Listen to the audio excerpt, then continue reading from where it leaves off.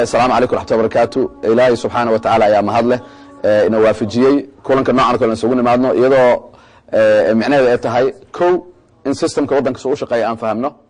لبا حقوق ذينا أنا يدو عبسي كجرين يدو أنا كجرين ماركتي لحشو ست توص إن أنا أبارنا وأن دوننا وضل الله مر الله أنا أن فهمنا يدو دجال هين أما ماركت عن كهذا ليس أنا هين waddanka Mareykanka wuxuu degsaday maaragtay qaanuun weyn oo qof kasta oo Mareykan ixtiraamaan oo la yiraahdo constitution waa dastuurka waddanka Mareykanka waxaan ka hormarinayaa dastuurka waddanka Mareykanka aayad quraan oo Ilaahay subhanahu wa ta'ala uu leeyahay aad wada garanaysaan muslimiinta meesha fadhiso wa a'uudu billahi minash shaitaanir rajiim wa laqad karramna bani aadama wa hamalnahum fil barri wal bahr aayadaasi qaybta hore waxay tilmaamaysaa in bani aadanka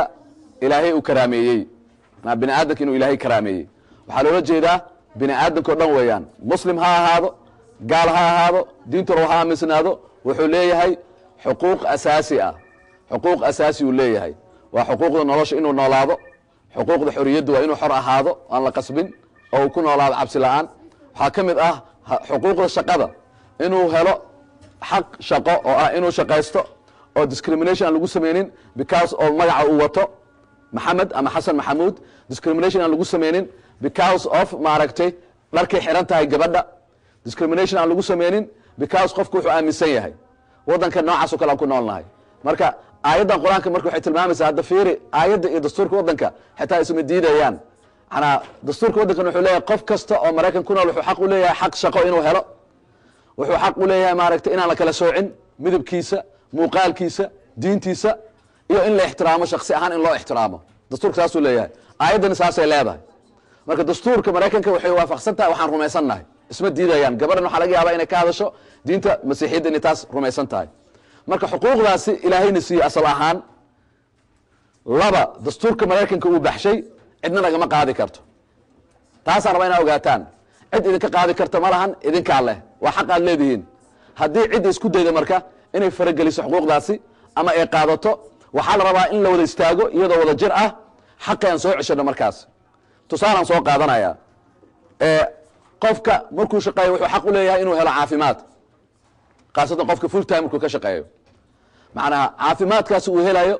medical benefit kaasi waxa uu ka wargareynayaa haddii uu xanuunsado inuu dawo helo marka waa xaq waa xuquuqda kamid uu leeyahay waxa kale xaq uu leeyahay